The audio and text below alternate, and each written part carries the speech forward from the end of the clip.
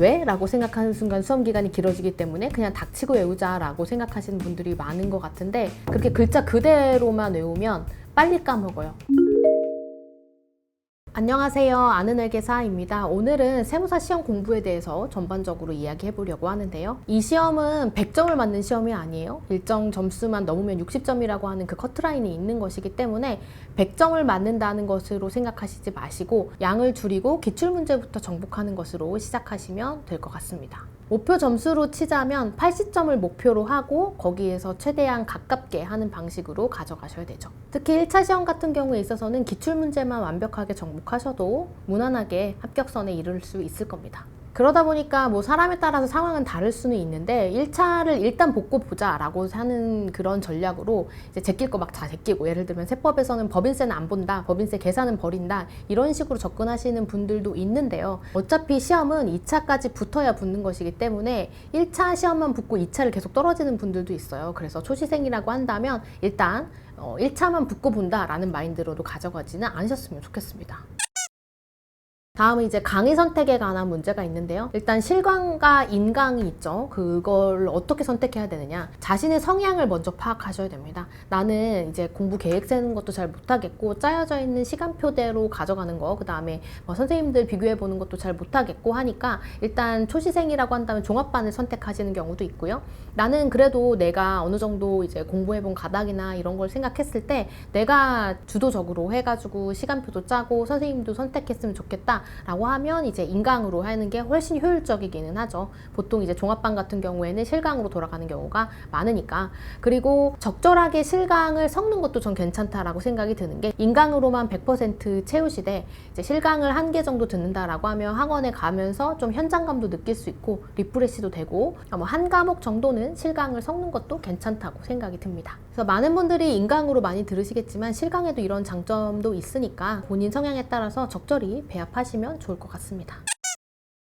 특히 세무사 시험 같은 경우에 있어서는 1차와 2차 사이의 간격이 굉장히 짧기 때문에 동차를 노리신다라고 한다면 1차 수험 기간 동안에도 연습서를 보시는 것이 필수겠고요. 그리고 연습서를 1차생이 보실 때는 주의하셔야 되는 게, 이 많은 문제를 가져가는 것이 전혀 중요하지 않다라고 제가 늘 강조드리는데요. 1차생이 연습서를 보실 때에는 개념을 이해할 수 있는 정도로만 필수 문제 리스트에서 더 추려서 이 적은 문제를 계속해서 반복적으로 보는 걸로 학습을 하시고, 연습서를 한번 1차생이 보게 되면 큰 문제와 복잡한 문제를 접해봤기 때문에 어려운 걸 풀다가 쉬운 걸 하면 1차가 더 쉽게 느껴지게 되거든요. 세법 같은 경우는 1차 시험에서 2차 시험으로 갈 때 과목이 달라지는 게 아니라 이 1차 시험의 양에서 조금 더 문제 사이즈가 커지고 좀 더 복잡해지고 좀 세세한 것들을 더 알아야 되고, 이런 개념이기 때문에 당연히 1차 때의 연습서를 공부하시면 이 세법 실력은 훨씬 늘게 되어 있습니다. 하지만 2차생과 다른 방식으로 접근을 해야 된다는 게 1차생이 연습서를 보는 방식이라고 보시면 되겠어요.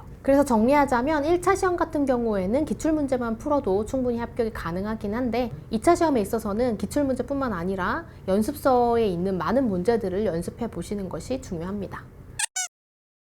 1차 시험은 기출문제로만 충분했다라고 했기 때문에 2차 시험도 이제 기출문제로만 그냥 돌돌하고 들어가고 싶다라고 생각하실 수도 있는데요. 이 2차 시험에 있어서는 기출된 것뿐만 아니라 좀 만든 문제도 챕터별로 고민하는 것이 중요해서 2차 시험 같은 경우에는 기출문제집만 보기보다는 연습서를 여러 번 풀어보시는 것이 더 좋은 방법이라고 생각이 들고요. 이 2차 시험에 있어서는 기출문제는 시간 재고 한번 실전 연습하는 용도로 사용하시면 좋을 것 같습니다. 그리고 1차생 연습서 볼 때는 굉장히 개념이 어렵고 문제 진짜 힘들고 이렇게 생각이 들 수 있거든요. 그러면 지레 겁먹으면서 포기하게 되니까 최대한 필수 문제 리스트에서보다 더 문제 수를 줄여서 적은 문제를 반복해서 푸는 것으로 개념 정리식으로 가져가면 좋겠습니다. 그럼 초시생 입장에서는 이제 기본서를 언제까지 봐야 되냐 이렇게 생각하실 수 있는데, 기본서는 사실 요약된 요점북 같은 게 있기 때문에 나중에는 요걸 가져갈 거지만 내가 뭐 취지나 아니면 법 문구를 보고 싶다라고 할 때 백과사전식으로 1차 시험 공부를 하실 때에도 나중에 이제 객관식 문제 풀다가도 혹시 이 부분 찾아보고 싶다라고 하면 이제 돌아가서 기본서를 보시는 걸로, 그런 식으로 백과사전처럼 기본서는 활용하시면 좋을 것 같아요. 그리고 2차 가서는 기본서 당연히 안 봅니다. 처음에 기본 상대방이 듣고 회독을 하실 때는 기본서를 꼭 가져가는 거고, 이때는 양을 줄이는 게 아니라고 제가 다른 뭐 단거나 하는 영상에서도, 회독수 영상에서도 말씀드렸었는데, 전수로 기본서를 같이 보시되 조금 뒤로 갈수록 회독수가 늘어날수록 기본서는 버리고 이제 요약서에 있는 걸로 확인하는 걸로,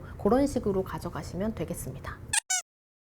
물론 자기만의 공부 방법들이 있었겠죠. 그래도 이 전문직 시험을 진입하시는 분들이라고 한다면 꽤나 공부를 했던 분들이 있을 테니까. 그런데 우리가 옛날에 뭐 수능을 공부한다거나 아니면 학교에서 내신 공부했던 거랑 이 전문직 시험은 좀 다른 결이니까 외골수처럼 그렇게 파지 마시고, 좀 다른 사람은 어떻게 하는지, 어떤 전략이 있는지 그런 거에 대해서 끊임없이 자기가 잘 가고 있는지에 대해서 의심을 하시면서 가시는 것이 효율적인 공부 방법이 될 수 있을 것 같습니다.